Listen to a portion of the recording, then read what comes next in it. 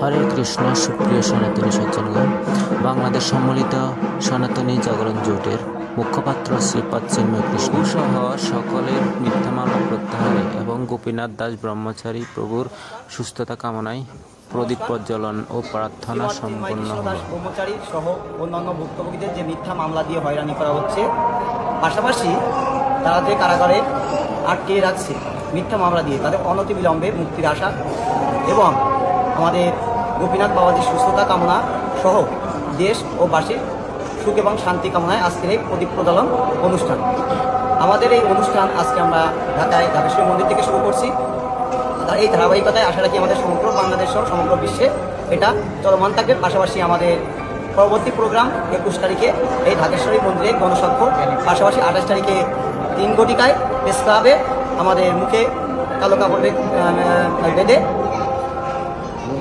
মৌন অবস্থান কর্মসূচির আয়োজন করা হয়েছে। আশা রাখি আমরা এই কর্মসূচি আমরা সমগ্র বাংলাদেশ সহ সমগ্র বিশ্বে একই সময়ে চলমান রাখবো আর সবাই আমাদের সাথে অংশগ্রহণ করবে।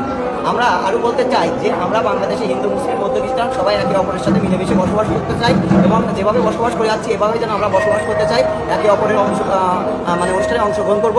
আমরা চাই শান্তি, আর পাশাপাশি আমাদের যে একটা মহল আমাদের বিরুদ্ধে চক্রান্ত করে এই যে আমাদের বরাবরের ন্যায় যে ক্ষতিগ্রস্ত করছে, আমরা আইন প্রশাসনের দৃষ্টি আকর্ষণ করব যেন যারা প্রকৃত দোষী যারা দোষী থাকবে তাদেরকে যেন অবশ্যই শাস্তি প্রদান করা হয়। পাশাপাশি আপনারা অবগত আছেন একজন অ্যাডভোকেটকে যেভাবে নির্মমভাবে মারা হয়েছে, সেও আমাদের ভাই, তাকে যে মেরেছে আমরা প্রকৃত অপরাধীর শাস্তি আমরা চাই।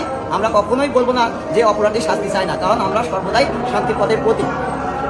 এরপরে আমাদের শ্রদ্ধাভাজন প্রদীপ আছেন, তিনি বলে আজকে আমাদের অনুষ্ঠানের সমাপ্তি ঘোষণা করবেন। ধন্যবাদ সবাইকে। এবং আজকে আমাদের গতকালই তাৎক্ষণিকভাবে ঘোষণা করার পরও যারা উপস্থিত হয়েছেন সবাইকে ধন্যবাদ জানাই। এবং আজকে আনুষ্ঠানিকভাবে মায়ের মন্দির থেকে আমরা সকলের জন্য প্রার্থনা করে দেশ ও জাতির মঙ্গল কামনায় প্রার্থনা করে আজকের প্রদীপ প্রজ্বলন কর্মসূচি আমরা এখানে সমাপ্ত। হরে কৃষ্ণ। ভিডিওটি শেয়ার ও আপনাদের যৌক্তিক কমেন্ট করে আমাদের সাথে থাকুন। হরি বল।